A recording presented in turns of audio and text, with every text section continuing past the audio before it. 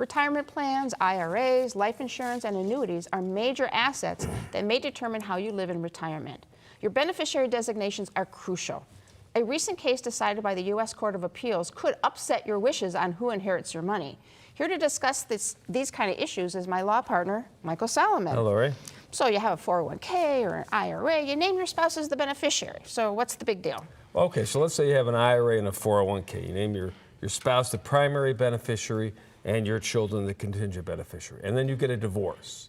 That could mess up everything. If you don't do anything special, depending on the type of asset you have, who inherits your assets will either be your ex-spouse or your children.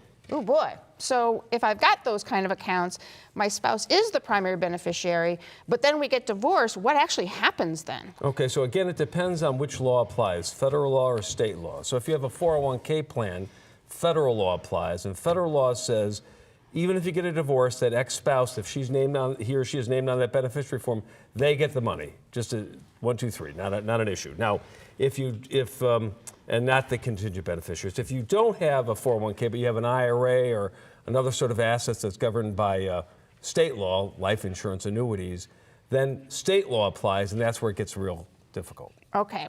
So let's say you've got a life insurance benefit, you name your spouse the beneficiary, and your children are the contingent beneficiary. You should always have a contingent beneficiary. Yeah. And then you get divorced, who gets the money? Okay, so Ohio law says if you get a divorce, your ex-spouse is dead, okay? And therefore, and then it goes to the contingent beneficiaries. Now, it's important because the federal law is complete opposite, so you need to make sure you know which law applies. So life insurance, annuities, transfer and death accounts, those sort of things are going to be governed by Ohio law, and therefore those are the rules. Okay.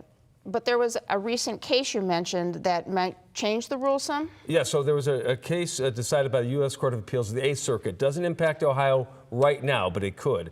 This case dealt with Minnesota, and in 2002, they changed their law to match Ohio law.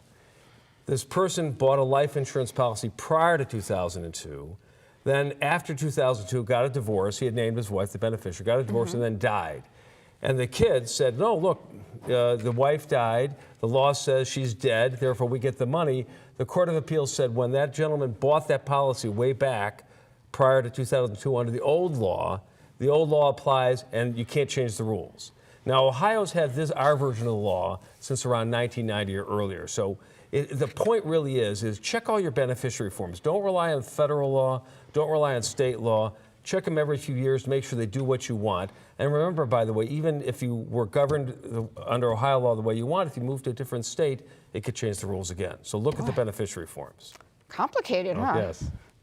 The important point is your beneficiary designations are as important as your will and trust. You should review them to make sure they say what you want them to say. Don't just rely on federal and state law. If you need more help, give Mike a call. The number's coming up next. Call Solomon, Steiner, and Peck at 1-888-236-5173 for more information or to schedule a speaker for your organization.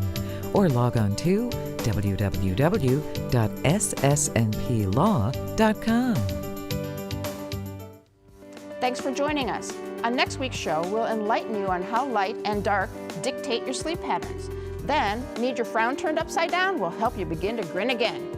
And your goals can help you score an improved life. We'll offer a game plan. But until then, please remember to make the most of your golden opportunities. If you'd like to join our kitchen conversation, visit our website, www.goldenopportunities.tv. Like us on Facebook.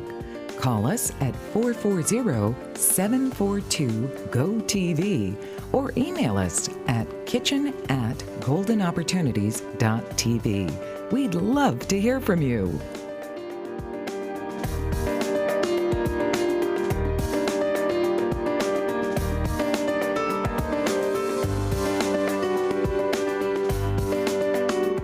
Golden Opportunities is paid for by Elder Productions.